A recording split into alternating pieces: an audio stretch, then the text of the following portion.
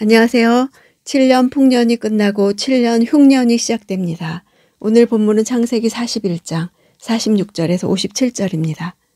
46절, 요셉이 이집트 왕 바로 앞에 서게 됐을 때 그의 나이 30세였습니다. 요셉은 바로 앞에서 나와 이집트를 두루 살피고 다녔습니다. 요셉이 바로 앞에 설 때 30세임을 밝힌 것은 요셉이 17세 어린 나이에 이방으로 팔려온 이후 노예와 죄수로서 13년이란 긴 세월을 기다렸음을 보여주는 것입니다.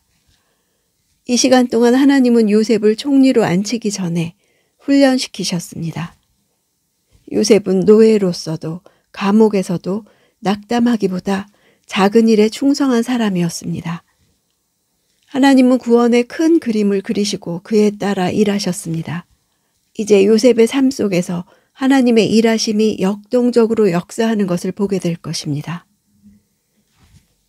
48절, 요셉은 그 7년의 풍년 동안 이집트에서 생산된 모든 양식을 거둬 여러 성에 쌓아두었습니다. 그는 각 성의 주변에 있는 밭에서 거둔 양식들을 각 성에 저장해 두었습니다. 요셉은 중앙 집권적으로 일하지 않았습니다. 각 성읍에서 생산된 곡식을 자체 관리하도록 했습니다. 통상 각 성읍에서 모아다가 중앙에 보내는 방식이었는데 지방마다 넉넉히 각자의 미래를 준비할 수 있도록 배려하고 행정적 낭비를 줄이려는 의도였습니다. 요셉의 치적은 풍년과 흉년 도합 14년의 역사가 되는 셈입니다. 49절, 요셉은 바다의 모래처럼 어마어마하게 많은 양의 곡식을 모아두었습니다. 그 양이 너무 많아서 그는 다 기록할 수가 없었습니다. 풍년의 때 5분의 1을 모아 나간 양이 천문학적 양이 되었습니다. 생산량이 많아지면 많아질수록 그 양도 늘어나게 마련입니다. 이런 풍년이 1년, 2년, 3년 계속되다 보면 사람들은 흉년이 올 리가 없다고 확신합니다. 처음에는 흉년이 다가온다는 경고에 바싹 긴장하겠지만 풍년의 시간이 계속될수록 긴장감은 사라졌을 것입니다.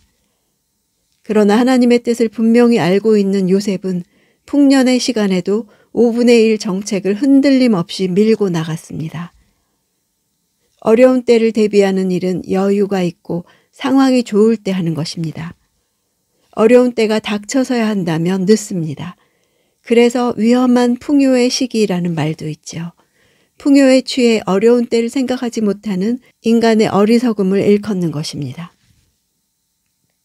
52절, 그리고 그는 하나님께서 나로 하여금 내 고난의 땅에서 번영하게 하셨다라고 하며 작은 아들의 이름을 에브라임이라고 지었습니다. 요셉은 이집트를 고난의 땅이라 고백합니다. 고난이라는 단어는 이스라엘 백성들이 이집트에서 받았던 고통을 표현할 때도 쓰인 단어입니다. 그러므로 요셉이 이집트에서 받은 고통의 경험은 그의 후손들이 장차 이집트에서 받을 고통의 전조라고도 볼 수 있습니다. 아들들의 이름은 그동안 겪었던 고통스러운 시간들을 바라보는 요셉의 태도를 보여주며 형들과의 관계를 어떻게 풀어나갈지도 예고합니다. 53절, 이집트 땅의 7년의 풍년이 끝났습니다. 끝났다는 단어는 완성되다 라는 뜻도 있습니다. 풍년이 그친 것이 자연현상으로가 아니라 하나님께서 약속하신 7년의 풍년 기간이 다 찼다는 의미가 포함되어 있습니다. 하나님의 모든 계획은 완전하게 이루어지며 또한 단계적으로 계속 진행됩니다. 54절, 그리고 요셉이 말한 대로 7년의 흉년이 시작됐습니다. 다른 모든 나라에도 흉년이 들었지만 이집트 온 땅에는 식량이 있었습니다. 시작됐다 하는 단어는 구멍을 내다, 상처를 내다, 멸망시키다 하는 뜻도 있습니다. 7년 흉년이 시작되자마자 작물과 땅이 파괴되기 시작했음을 매우 실감나게 보여주는 단어입니다. 풍년의 시절이 있었다는 사실을 의심할 정도로 가혹한 흉년이지만 이집트 제국을 흔들지는 못했습니다. 모두가 기근의 공포에 질려 있을 때 이집트는 희망의 근거지로 떠올랐습니다. 그것은 나일강이 가져다주는 풍요가 아니라 하늘의 뜻에 따라 미리 대비했기 때문입니다. 57절. 온 땅의 기근이 심했기 때문에 온 세상 사람들이 곡식을 사러 이집트에 있는 요셉에게로 왔습니다.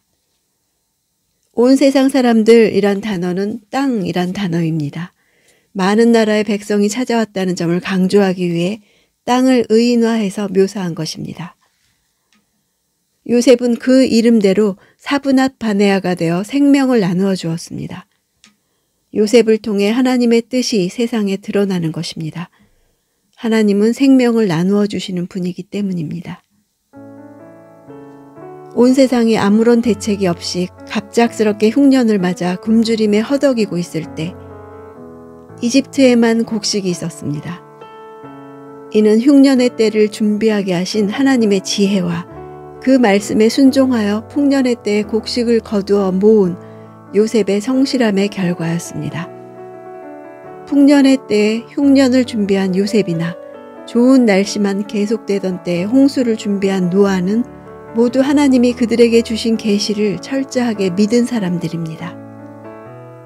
우리 또한 세상 끝날에 있을 심판에 대비해야 합니다. 영원한 번영을 누리고 살 것처럼 생각하는 이 세대를 향해 복음을 외쳐야 합니다. 성도는 복의 통로이기 때문입니다. 한 사람의 올바른 신앙은 그의 복으로만 끝나지 않습니다.